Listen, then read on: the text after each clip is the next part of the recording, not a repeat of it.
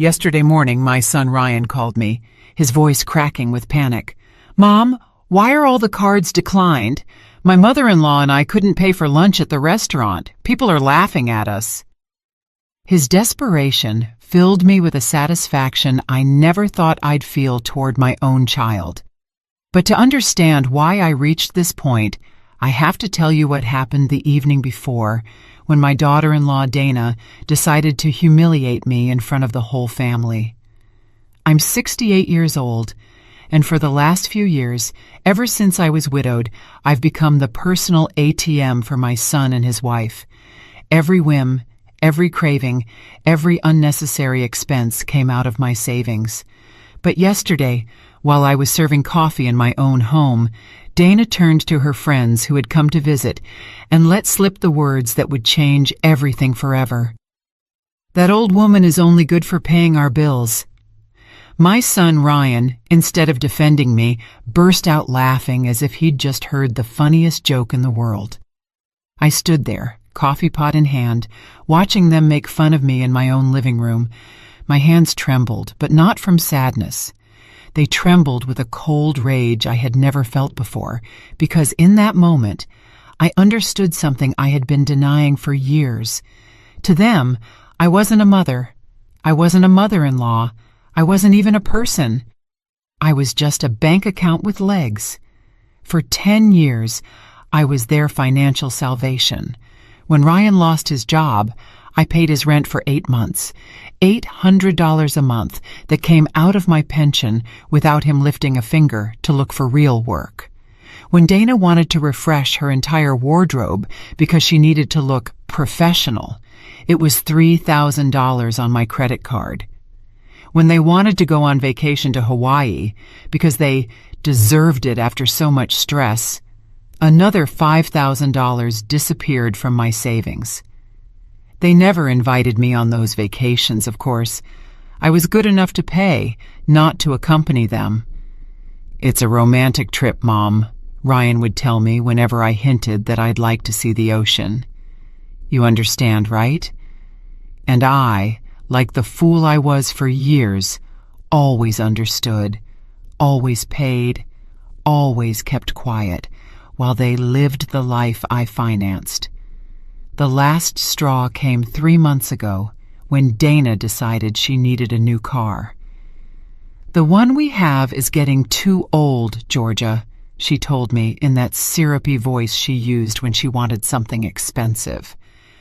"Besides, if we're going to have kids soon, we need something safer."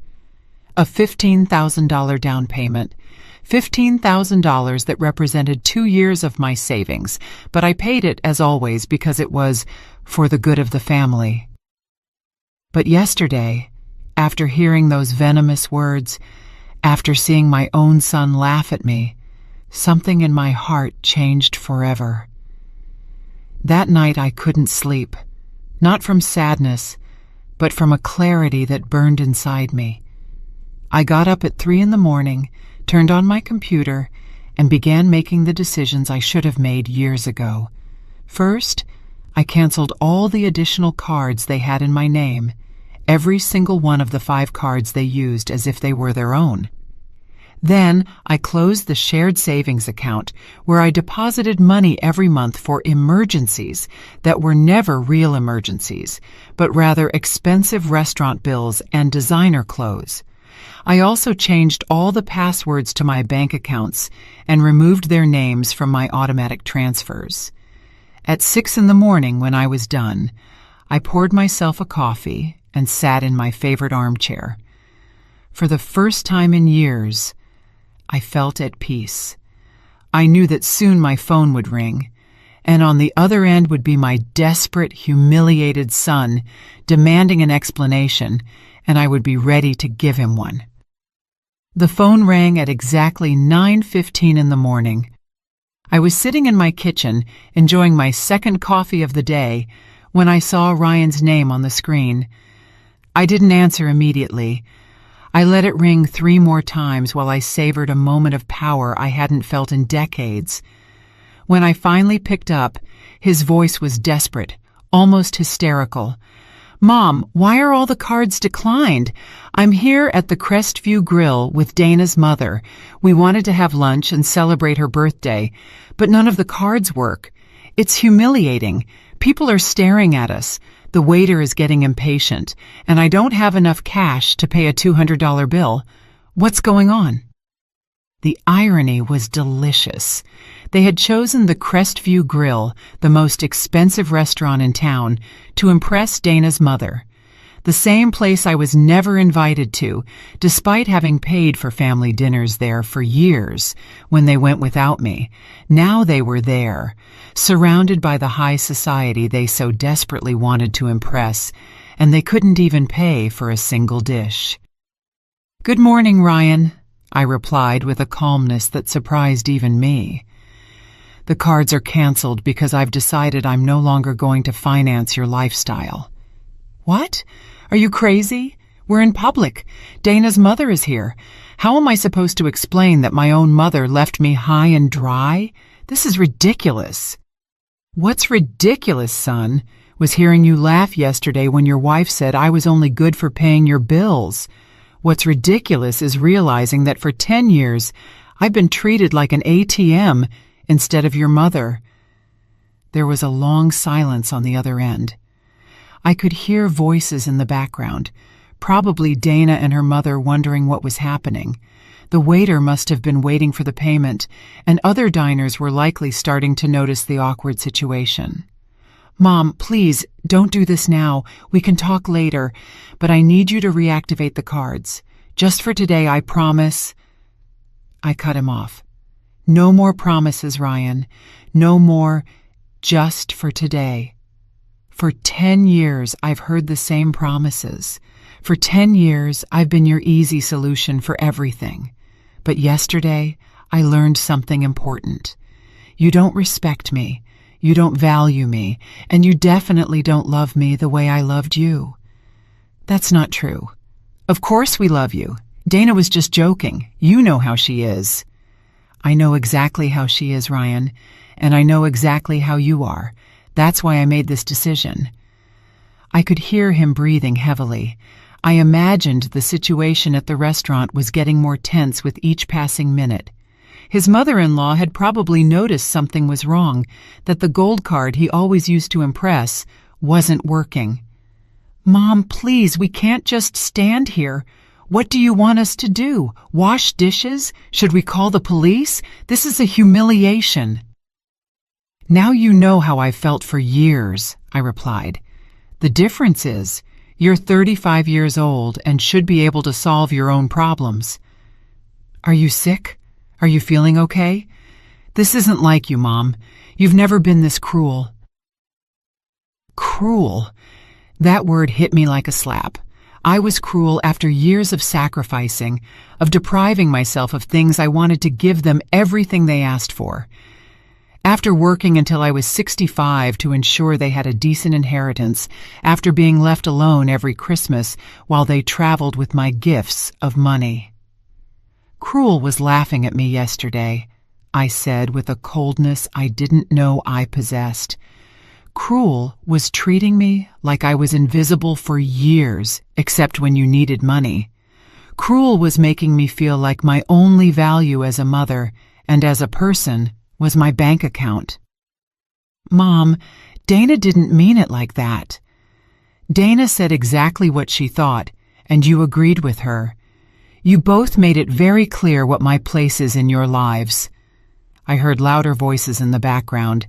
Dana asking what was going on, her mother making comments I couldn't quite distinguish, but that sounded annoyed.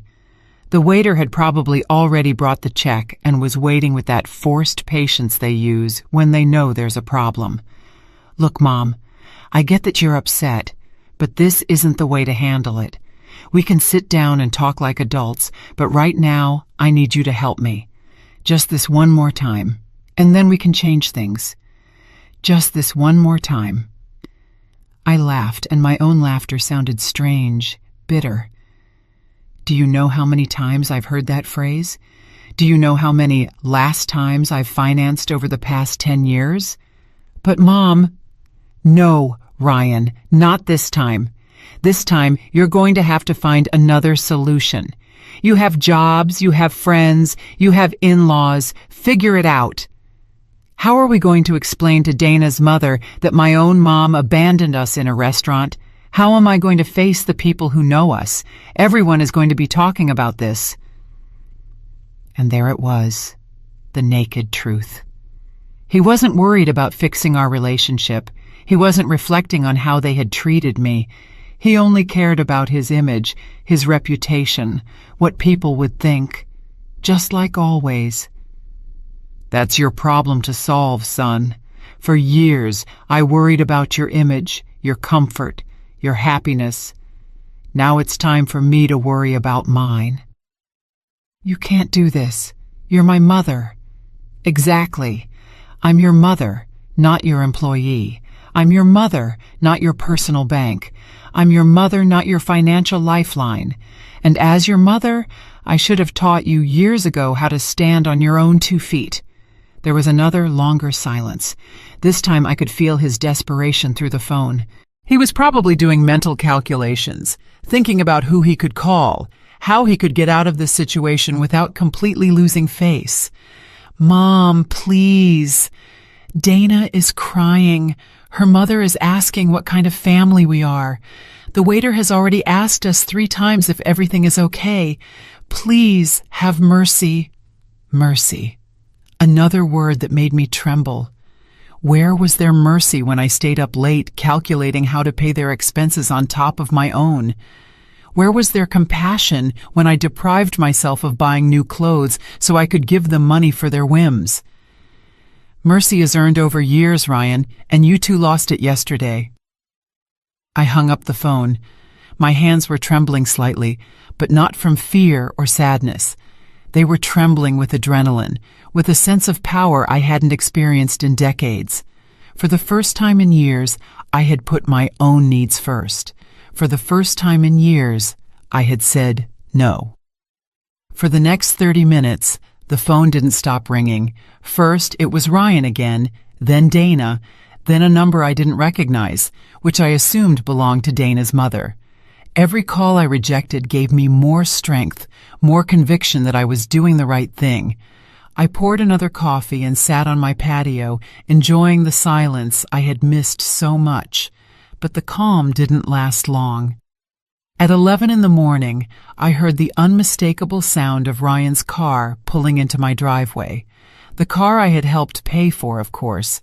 2 doors slammed shut, and I heard hurried footsteps heading toward my front door. The knocking started immediately, loud and insistent. Mom, open the door. We need to talk. Ryan's voice sounded different now, more desperate, but also more aggressive. I know you're in there. Your car is in the driveway. I didn't move. I remained seated on my back patio, invisible from the front entrance, watching the birds visit the feeder I had installed last year. It was funny how the small pleasures in life took on new meaning when you finally had the peace of mind to enjoy them. Georgia! Now it was Dana's voice, sharp and demanding. We know you're there. Stop acting like a child and come out and face us. Face them. As if I were the one who had done something wrong, as if I were the one who owed an explanation after years of financial and emotional abuse. The irony was so absurd it almost made me laugh. The knocking intensified. I could hear they were using their feet now, not just their fists. My front door, the oak door my late husband had installed with such care, was being pounded on as if it were the entrance to a seedy bar. This is ridiculous, Dana shouted. You made us look like beggars in front of everyone. Ryan's mother-in-law had to pay for our lunch. A 70-year-old woman had to take money out of her purse because her daughter-in-law is a lunatic. Ah, so that's what happened. Dana's mother had to rescue them. I pictured the scene. Ryan sweating bullets as he tried to explain why none of his cards were working. Dana making up pathetic excuses, and finally the older woman having to save the day. The humiliation must have been exquisite. Mom, please. Ryan sounded on the verge of tears. People are already talking. Everyone at the restaurant was staring at us. Some even took out their phones. This is going to be all over social media. Social media. Of course, that was their biggest concern. Not the fact that they had hurt their mother, not the recognition that they had crossed a line. They only cared about their public image, their reputation in those social circles where they loved to show off the lifestyle I financed. The knocking stopped for a moment, but I could hear their voices arguing in furious whispers. They were probably deciding on their next strategy. I knew Dana well enough to know she had a full arsenal of emotional manipulations, and Ryan had learned well from her over the years. "Georgia," Dana's voice changed tone completely. Now it sounded soft, almost sweet. "I know you're upset and you have every right to be. Maybe what I said yesterday sounded bad, but you know I didn't mean it. I was just joking with my friends. You know how we women are when we get together. Sometimes we say things without thinking." It was fascinating to hear how she could change her personality in seconds.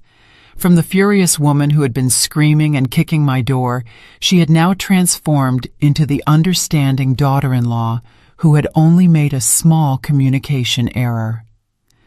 "Mom," now it was Ryan who had adopted the gentle tone, "I understand we hurt you.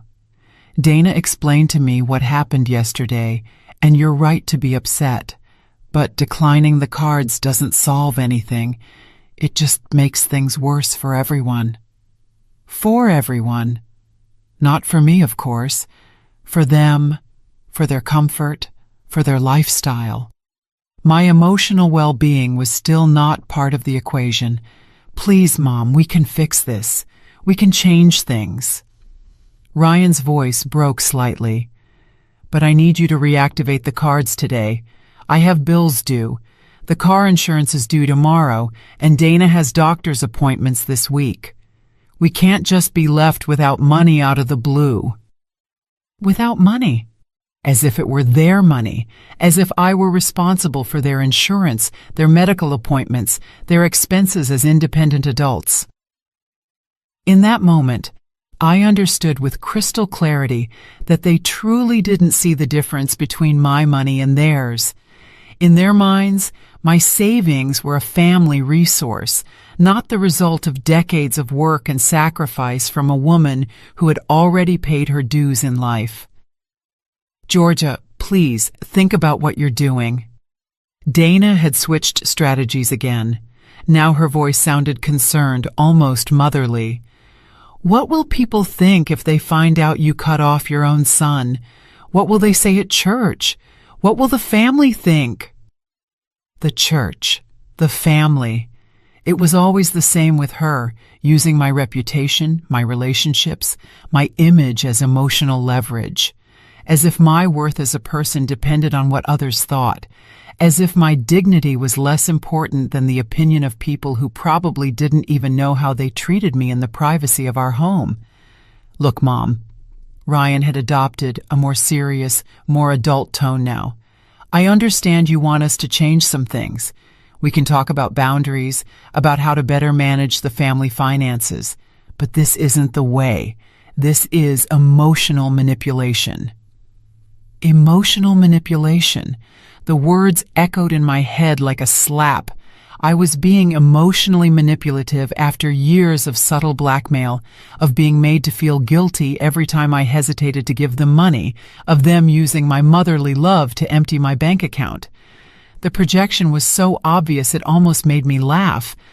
The knocking started again, but now more spaced out, less aggressive. They were realizing that the brute force strategy wasn't working. I could hear them move away from the door, probably walking around the house to see if they could spot me through a window. "Georgia!" Dana yelled from what sounded like my side window. "We saw your shadow. We know you're in there. Stop hiding like a coward." Coward. There was the real Dana again, the one who emerged when the sweet manipulations failed. The woman who had called me that old woman the day before, who had turned my generosity into a reason for mockery, who had trained my son to see me as a resource instead of a person. I got up from my chair and walked slowly to the window from where she had shouted. I pulled back the curtain just enough for her to see me, and our eyes met through the glass. Her expression immediately changed from fury to relief, and then to that fake smile I knew so well. "There you are," she exclaimed, as if she had just found a lost child. "Come on, let's open the door and talk like a family." I looked her directly in the eyes for a long moment, feeling a strange calm. Then, very slowly, I closed the curtain again. I heard her shriek of frustration, followed by more pounding on the window, but this time I didn't flinch. I went back to my patio and sat down again. The phone immediately started ringing, but I silenced it. For the first time in years, my home was truly my own. The shouting and banging continued for another hour, but they gradually lost intensity. From my back patio, I could hear fragments of their frustrated conversations, their desperate plans to make me change my mind. Dana suggested calling a locksmith to force the door open, but Ryan reminded her that would be breaking and entering. Even in their desperation, they didn't want to risk real legal trouble. Finally, I heard the car doors slam shut and the engine drive away, but I knew this was far from over. I knew Dana well enough to know she was already planning her next move, probably something more elaborate and emotional. I wasn't wrong. At 3 in the afternoon, my phone started ringing with unknown numbers. First, it was Dana's mother, her voice polite but firm. "Georgia, dear, I think there's been a misunderstanding. Dana told me what happened, and I'm sure we can resolve this like civilized adults." I hung up without answering. Then it was my sister Elaine, who lives in another state and had obviously received a heavily edited version of the events. "Georgia, Ryan called me very worried. He says you're acting strangely and that you left them stranded at a restaurant. Are you okay? Are you feeling sick?" "I'm perfectly fine, Elaine," I replied. Better than ever, in fact. "But I don't understand. Ryan says you canceled all their cards without any warning. That doesn't sound like the Georgia I know. You've always been so generous with your family." "Maybe that was the problem," I said. "Maybe I was too generous for too long." "But Georgia, they're your family. Dana says you're punishing them for an innocent joke. Surely you can sit down and talk this out." An innocent joke. It was impressive how Dana had managed to rewrite history in just a few hours. What had been a cruel humiliation in front of guests had now become an innocent joke that I had misinterpreted because I was too sensitive. "Elaine, have you ever felt like an ATM for your kids?" I asked directly. "What? No, why do you ask?" "Because that's exactly what I am to Ryan and Dana, and yesterday I finally realized it." "Georgia, you're exaggerating. Parents always help their children. It's normal. Is it normal to pay your adult son's rent for years? Is it normal to finance their vacations while you stay home alone? Is it normal for them to make fun of you for being generous?" Elaine was quiet for a moment. "Well, maybe they've taken advantage of your generosity a bit, but cutting everything off at once seems very drastic." "You know what's drastic, Elaine? Working until you're 65 to secure a decent inheritance for your son, only to find out he's already spending it while you're still alive." After that conversation, I decided to unplug the house phone. I put my cell phone on airplane mode. I needed silence to process everything I was feeling, to plan my next steps. That evening, as I prepared dinner for myself for the first time in months without the anxiety of waiting for calls asking for money, I realized something important. I didn't feel guilty. My whole life I had been trained to feel guilty when I didn't meet the needs of others, especially my family. But this time, that familiar guilt wasn't there. Instead, I felt something I hadn't experienced in years: mental clarity. It was as if I had been living in an emotional fog and could finally see clearly. Every decision I had made in the last 10 years flashed through my mind like a movie, and I could see patterns I hadn't wanted to acknowledge before. The cycle was always the same. Ryan or Dana would approach me with a temporary financial problem. I would initially resist. They would apply emotional pressure. It's just this once. We're desperate. What will people think? I would give in. They would solve their immediate problem, and a few weeks later, a new temporary problem would appear. There was never a real repayment plan, never a genuine acknowledgement of my sacrifice, and definitely never an invitation to share in the benefits of my own generosity. I paid for their vacations but wasn't invited. I financed their dinners at fancy restaurants but ate alone at home. I covered their medical expenses, but no one asked about my health. I got up and walked to my study, where I kept all my financial documents. It was time to do the real math, to understand exactly how much I had spent on them over the years.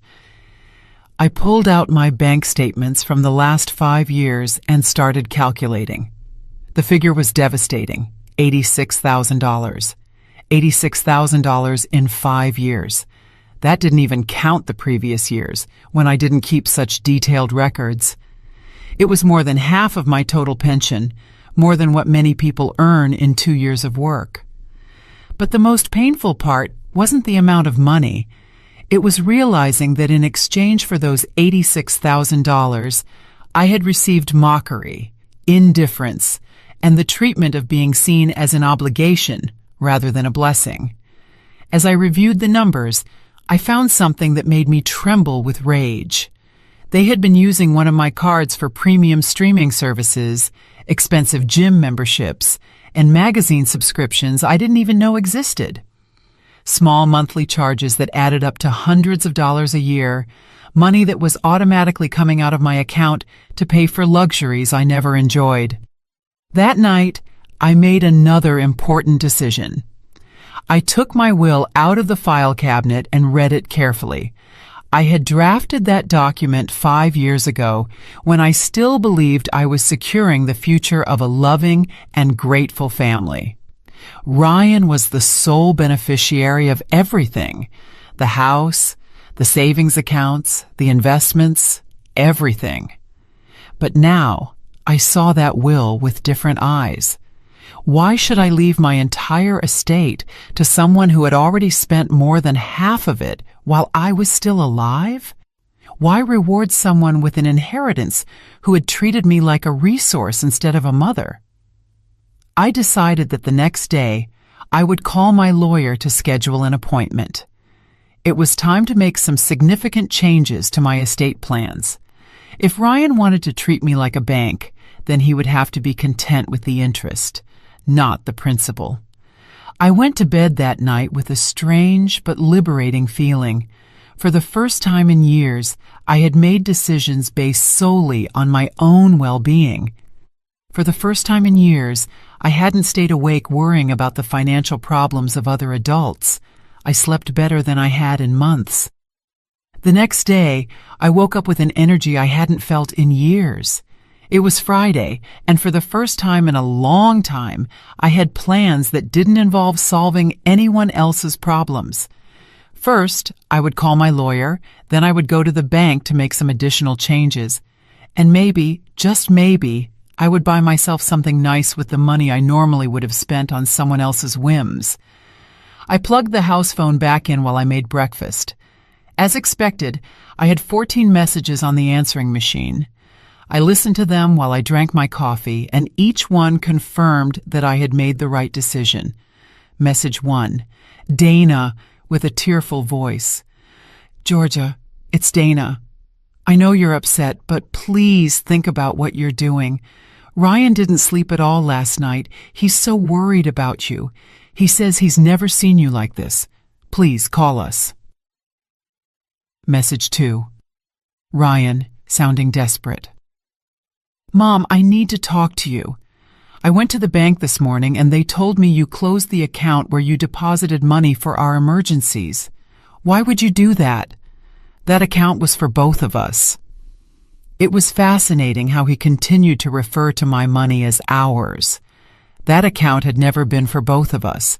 It was my money that I deposited for their supposed emergencies, which invariably turned out to be vacations, expensive clothes, or restaurants. Message 3. Elaine again. Georgia, Ryan called me again. He says you also closed a savings account. Are you sure about what you're doing? Don't you think you're being a little radical? The following messages followed the same pattern. Feigned concern, questioning my mental health, and pleas disguised as sisterly advice. But message number 11 caught my attention. It was from a number I didn't recognize, but the voice was familiar. Mrs. Whitlock, this is Oscar, my cousin Dana's husband. Look, I know we don't know each other well, but Dana asked me to call you. She's very worried because she says you're acting very strangely. As a man, I think sometimes women complicate things more than necessary. Why don't you just forgive and forget? Family is the most important thing. Family is the most important thing. What a convenient philosophy when it comes to maintaining a status quo that benefits them. I wondered if Oscar would be so willing to forgive and forget if someone made fun of him in front of his family while emptying his bank account. At 9 o'clock sharp, I called the law firm where I had made my will. The secretary told me that Mr. Coleman had a cancellation and could see me that same afternoon at 2. Perfect. Then I called the bank and requested an appointment with the manager to review all my accounts and make some additional security changes. I also wanted to make sure that Ryan had no access to any information about my finances. As I was getting ready to leave, the doorbell rang. For a moment I thought it was Ryan and Dana again, but when I looked through the peephole, I saw my neighbor Lucy standing on the porch.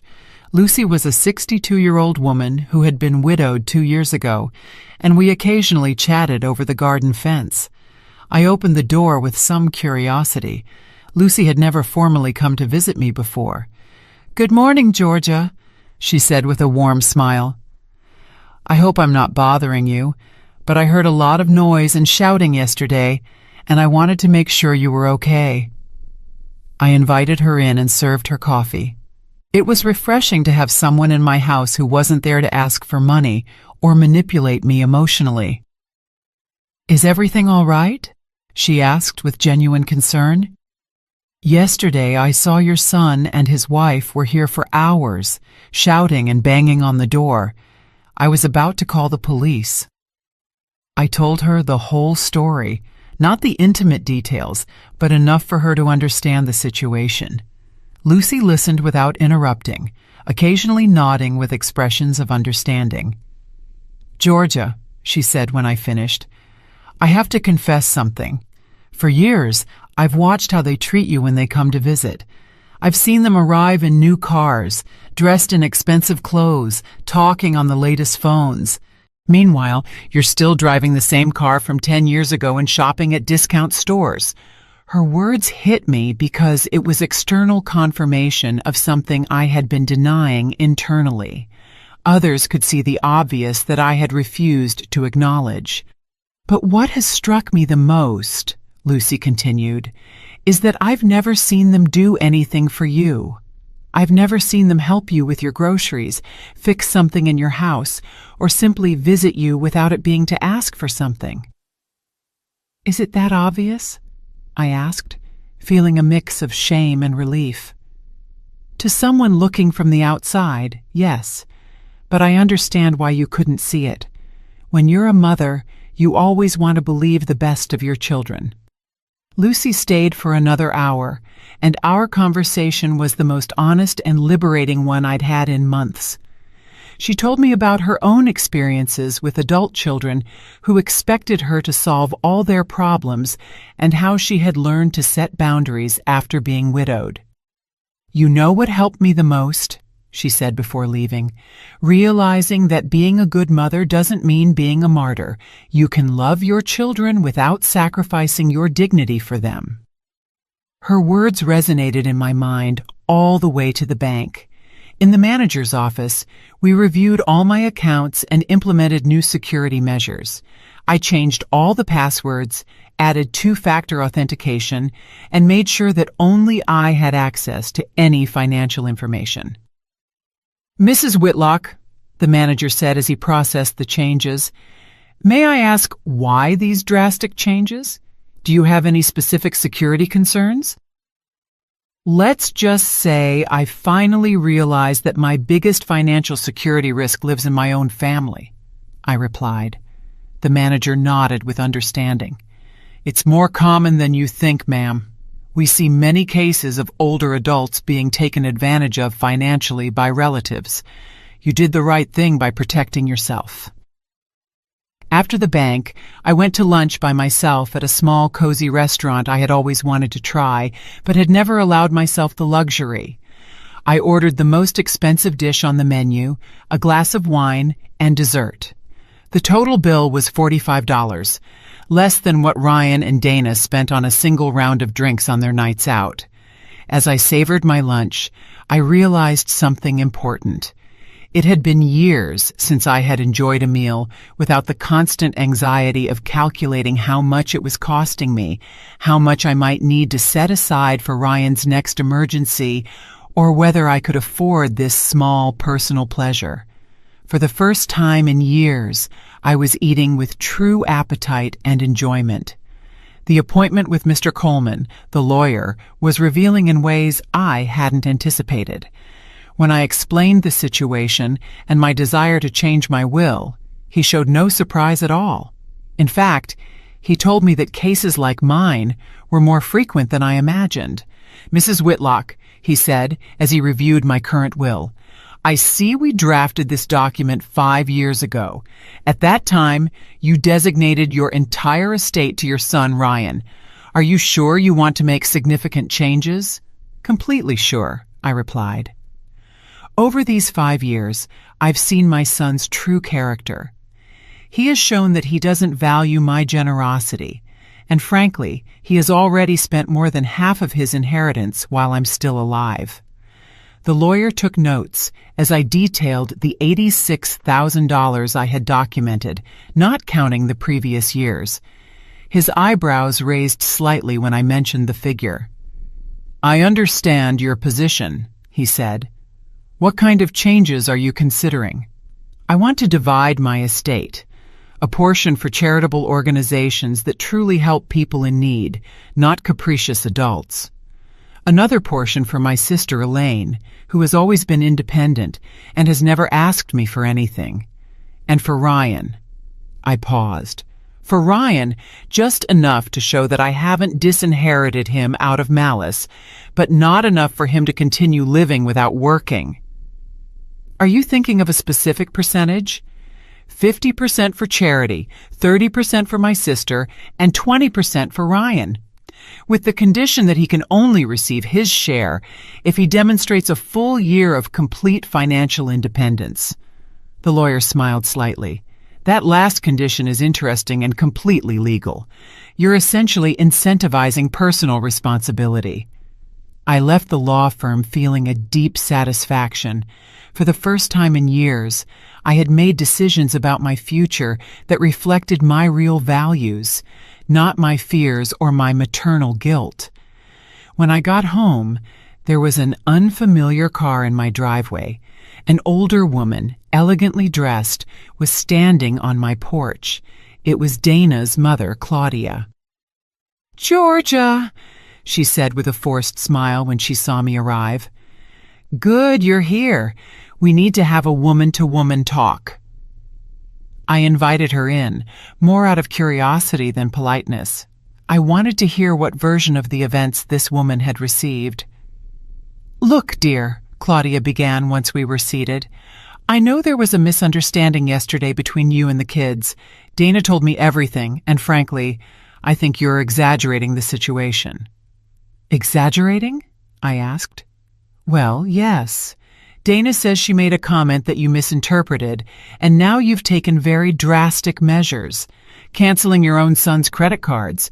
That seems like a very extreme reaction for a simple joke between women." A simple joke between women. It was impressive how the narrative had evolved. Now it wasn't just an innocent joke, but it was also my fault for not having a sense of humor. "Claudia," I said calmly, "do you give your daughter unlimited credit cards?" "No, but—" "Do you pay your adult daughter's rent?" "No, but that's different." "Do you finance your daughter's vacations while you stay home alone?" Claudia shifted uncomfortably in her chair. "Georgia, every family handles their finances differently." "Exactly. And I've decided to handle mine differently from now on." "But think about Dana and Ryan. They're young. They're building their future. They need support." "They are 35 and 32, respectively. At that age, I had already raised a son, worked for years, and saved for my old age without help from my parents." "Times were different then." "Times are different. That's true. Now there are more opportunities, better education, more access to bank loans. There's no reason why two educated adults can't support themselves." Claudia changed her strategy. "Georgia, Dana is very upset. She cried all night yesterday. She says she has always seen you as a second mother and doesn't understand why you're suddenly rejecting her." "A second mother who is only good for paying bills, according to her own words." "That was a joke. Women always complain about their mothers-in-law. It's normal." "Complaining in private is one thing, Claudia. Humiliating someone in front of guests is something else entirely." The conversation continued for another half hour, with Claudia using every manipulation tactic in the book. Guilt. Think about how your son feels. Fear. You're going to end up alone. Shame. What will people think? And even veiled threats. Dana has contacts in social services. Finally, when she realized that none of her tactics were working, she switched to a more direct approach. "Georgia, I'm going to be frank with you. Dana and Ryan are considering seeking legal help. There are ways to declare a person mentally incompetent if they show erratic behavior with their finances." There it was. The real threat behind all the emotional manipulation. If I didn't give in voluntarily, they would try to take away control of my own finances by force. "Claudia," I said, standing up, "I suggest you consult with a good lawyer before trying that. I just came from an appointment with mine, and he assured me that a person who protects their finances from family abuse is demonstrating mental competence, not the opposite." Her expression changed immediately. She realized she had shown her cards too soon. "I didn't mean—" She began to backtrack. "Yes, you meant exactly that," I interrupted. "And now that I know what your true intentions are, I think this conversation is over." I walked her to the door in silence. Before she left, she said, "Georgia, I hope you reconsider. A family war doesn't benefit anyone." There is no war, Claudia. There is only a woman who has finally learned to value herself. After she left, I sat in my living room and reflected on what I had just heard. Not only were they planning to intensify the emotional manipulation, but they were also considering legal measures to regain control over my money. That evening, I called Mr. Coleman and told him about Claudia's threat. He reassured me, explaining that to declare someone mentally incompetent requires solid medical evidence and an extensive legal process. Acting responsibly with one's personal finances does not qualify as evidence of incompetence. However, he warned me, I recommend you document everything. Record conversations if possible, keep records of their threats, and consider getting a preventative psychological evaluation to have evidence of your mental competence.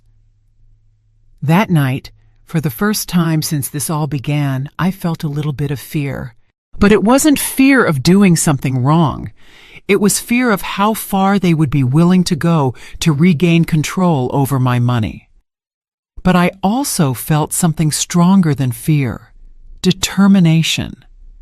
Claudia's threat kept me awake that night, but not from fear. It was from a cold rage that grew with every passing hour. How dare they consider declaring me mentally incompetent for protecting my own money? It was the ultimate manipulation. If you can't get what you want through persuasion, try to strip the person of their legal right to decide about their own life. The next day, Saturday, I followed Mr. Coleman's advice. First, I went to a private clinic where I had a complete psychological evaluation. The doctor, a professional woman in her 50s, listened as I explained the situation. "Mrs. Whitlock," she said after 2 hours of tests and interviews, "let me be perfectly clear. You are demonstrating exceptional mental lucidity. Recognizing patterns of abuse, setting healthy boundaries, and protecting your financial resources are signs of a completely competent mind. In fact, I would say you are acting more rationally now than when you were allowing the financial abuse." She gave me an official report documenting my complete mental competence, dated and sealed. It was my insurance policy against any future legal challenges. When I returned home, I found Lucy working in her garden. She came over to the fence that separated our properties with a worried expression. "Georgia, an older woman came by yesterday asking about you. She wanted to know if you had been acting strangely lately. I told her you seemed happier and more relaxed than ever." I told her about Claudia's visit and her veiled threat. Lucy listened with growing indignation. "That's unbelievable," she exclaimed. "Trying to have you declared incompetent for not wanting to give away your money is the most absurd thing I've ever heard." "What bothers me the most," I said, "is that they truly believe they are entitled to my money. They don't see it as my estate. They see it as their inheritance, paid in advance." "You know what you need?" Lucy said with a mischievous smile. "You need to get out and enjoy your freedom. When was the last time you did something just because you wanted to?" She was right. I had spent so many years living according to the needs and demands of others that I had forgotten what it felt like to do something simply for personal pleasure. "There's a 5-day cruise leaving next Wednesday," Lucy continued. "I was supposed to go with my sister, but she had to cancel due to health issues. Would you like to come with me?" The idea thrilled me immediately. When was the last time I had traveled for pleasure? When had I slept in a bed that wasn't my own, eaten in a restaurant without calculating the cost, or simply relaxed without the constant anxiety of Ryan's next financial crisis? "I would love to," I replied without hesitation. That afternoon, we booked the cruise, $1,500 per person for 5 days, all inclusive. It was a fraction of what I had spent on Ryan and Dana's last vacation, but this time it would be for my own enjoyment. Sunday morning, while I was figuring out what to pack for the cruise, the doorbell rang. It was Ryan, alone this time. He looked terrible. Deep, dark circles under his eyes, wrinkled clothes, a desperate expression. "Mom," he said with a broken voice, "please, we need to talk. Without Dana, without shouting, just you and me." I let him in but kept my emotional distance. I had already learned to recognize when I was being manipulated. "Mom, I'm desperate," he began. "The car insurance is due on Monday, and I don't have the money to pay it. If I don't renew it, I can't legally drive, and without a car, I can't get to work." "How much is the insurance?" I asked. $250. "And how much did you earn last month?" $3,500. But what, Ryan? But we have expenses. The rent, food, utilities. And what else do you spend money on?" He was quiet for a moment. "Mom, don't you understand? Living is expensive." "Living is expensive when you have a lifestyle you can't afford," I replied. "Tell me one thing, son. How much did you spend on restaurants last month?" "I don't know, maybe." "How much do you spend on streaming services, gym memberships, food delivery apps?" "That's different, Mom. Those are basic necessities." "Streaming services are basic necessities? In the modern world, yes. You can't live like a hermit. There was the fundamental problem. Ryan genuinely believed that luxuries were necessities and that real necessities were someone else's responsibility. "Ryan," I said calmly, "you're 35 years old, you have a college education, you have a job. Why can't you pay a $250 car insurance bill?" "Because there's no money left after everything else." "Then cut back on everything else." "It's not that easy. You can't just cut expenses like that." "Why not? Why? Why?" He became visibly frustrated. "Because we have a life to maintain. A life you can't afford, but you've always been there to help us." And there was the naked truth. He wasn't asking for temporary help. He was claiming what he considered his right.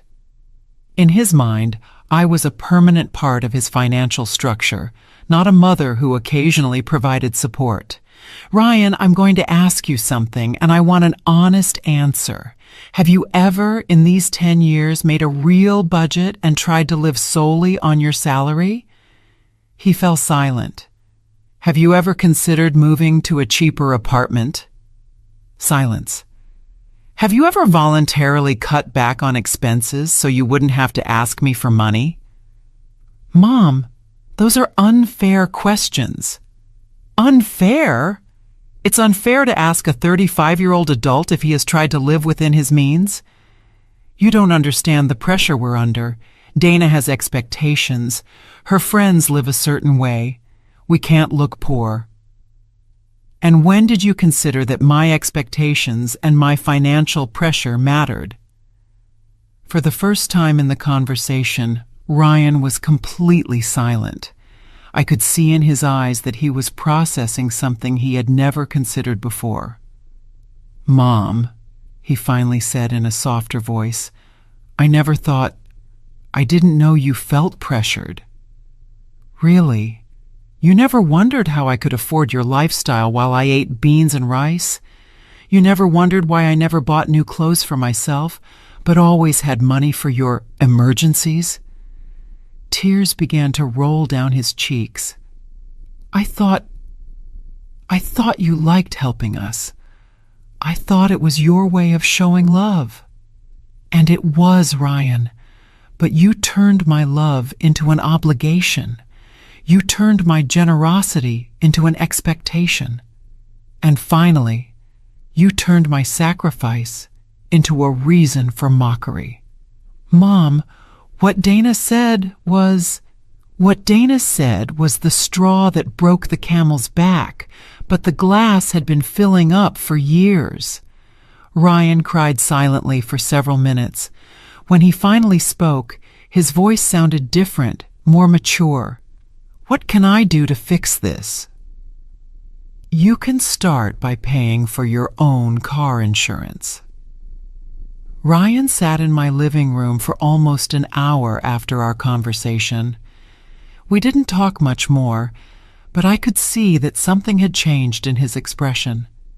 For the first time in years, he seemed to be truly reflecting on his behavior instead of just looking for ways to get what he wanted. When he finally left, he said, "Mom, I'm going to find a way to pay for the insurance, and we're going to have a serious talk about our expenses." I didn't completely believe him, but at least it sounded like a first step toward maturity. On Monday morning, as I was packing for my cruise on Wednesday, I received an unexpected call. It was Dana, but her tone was completely different from the one she had used in the previous days. "Georgia," she said in a calm voice, "I know things have been tense between us. Could we meet for coffee? Without Ryan, without drama, just the two of us." I agreed, more out of curiosity than any hope of reconciliation. We met at a small coffee shop near the mall. Dana arrived dressed more simply than usual, without the expensive jewelry and designer clothes she normally wore. She looked tired, but also more humble. "Georgia," she began after we ordered our coffees, "I want to sincerely apologize for what I said last week. It was cruel, disrespectful, and completely inappropriate." "What made you change your mind?" I asked directly. Honestly, the humiliation at the restaurant, but not just that. These past few days, I've had to face the reality of our finances without your support, and I realized something terrifying. What was that? That we have no idea how to live within our means.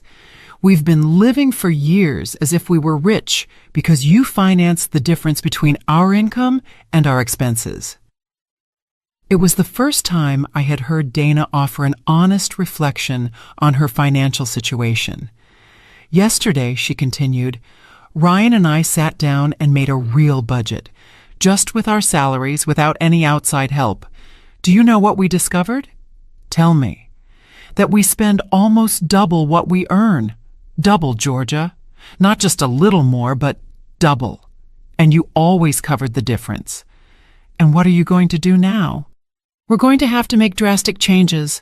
The apartment where we live costs $1,200 a month. With our combined salaries, we should be paying $800 at most. We're going to have to move. And is Ryan on board with that? He resisted at first, but when he saw the numbers on paper, he had no choice. We're also going to have to cancel memberships, services, and completely change the way we socialize. Dana paused to take a sip of her coffee. Georgia, I want to ask you something, and please be honest with me. When did you start to resent our financial dependence? The question surprised me with its directness. I think the resentment grew gradually, but it crystallized when I realized that you not only expected my help, but took it for granted. When was that? When you stopped asking me for money and just started using it. When the additional cards became a normal thing. When my savings became your automatic emergency fund. Dana nodded with a look of shame. You're right. At some point, we stopped seeing you as a person who was helping us and started seeing you as a resource. Exactly. Is there any way we can rebuild our relationship? Dana asked me. I'm going to be completely honest with you. The relationship we had before is gone. That relationship was based on an unsustainable dynamic where I gave and you took. If we want to build something new, it has to be on completely different foundations. What kind of foundations? Mutual respect, financial independence on your part, and a relationship where my value isn't determined by my economic utility. Dana was silent for a long moment. Does that mean you'll never help us again? It means that if you ever need real help in a genuine emergency, after you have proven that you can live responsibly on your own, we could consider it. But it would be help, not a permanent subsidy. How long would we have to prove our independence? It's not a test with a deadline, Dana. It's a change of life. If you can maintain a balanced budget, live within your means, and build your own emergency savings, then you will have demonstrated real financial maturity. And our vacations, our outings to expensive restaurants, those are things you will have to earn with your own work, like most people do. Dana looked genuinely overwhelmed.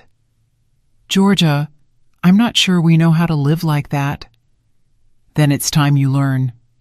You have education, jobs, and abilities. The only thing you've lacked is the motivation to be independent. And if we fail, then you will fail as responsible adults, learning from your mistakes. But at least you will fail as masters of your own decisions, not depending on someone else to solve your problems. We finished our coffees in a thoughtful silence. As we got up to leave, Dana said to me, Georgia, I know this doesn't fix everything, but I want you to know that I've learned something important this week. What's that? That being an adult isn't just about being of adult age, it's about taking on adult responsibility.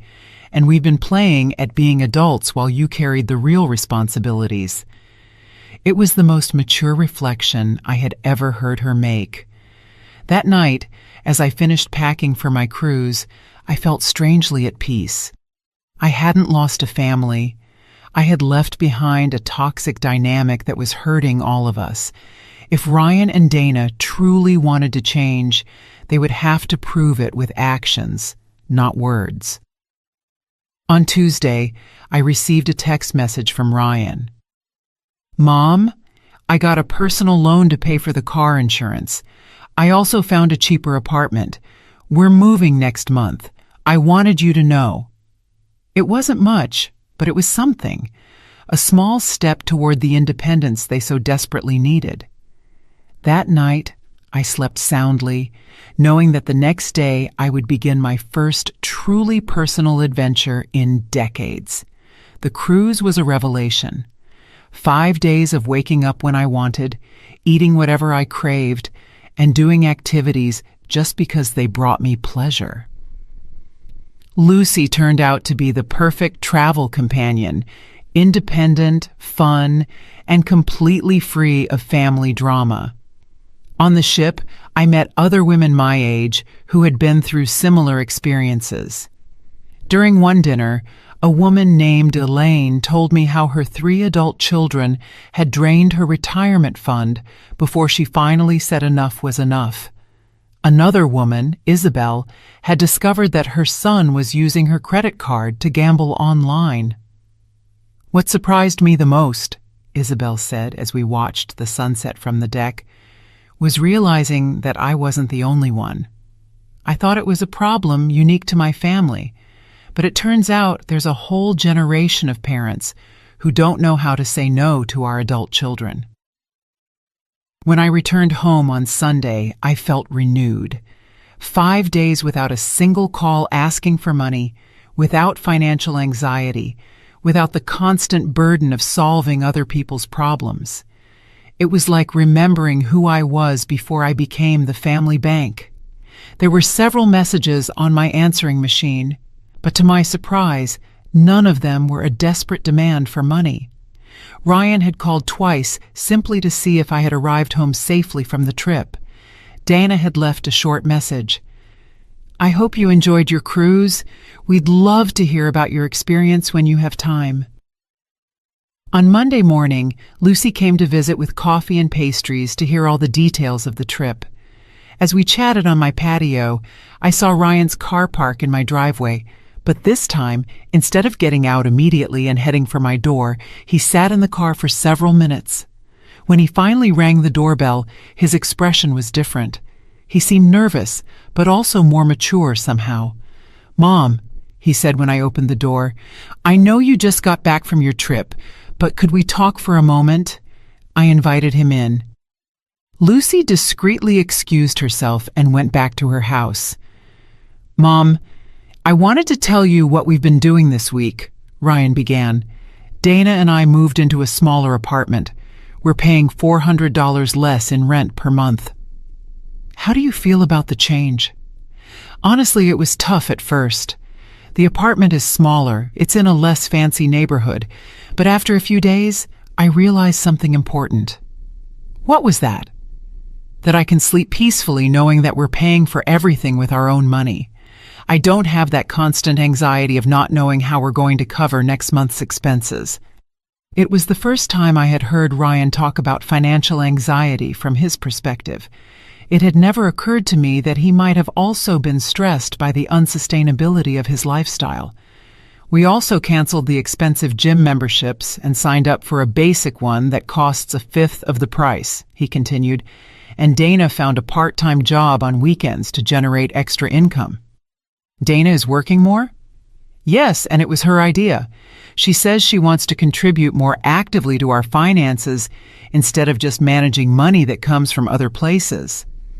I was surprised to hear that Dana had taken that initiative.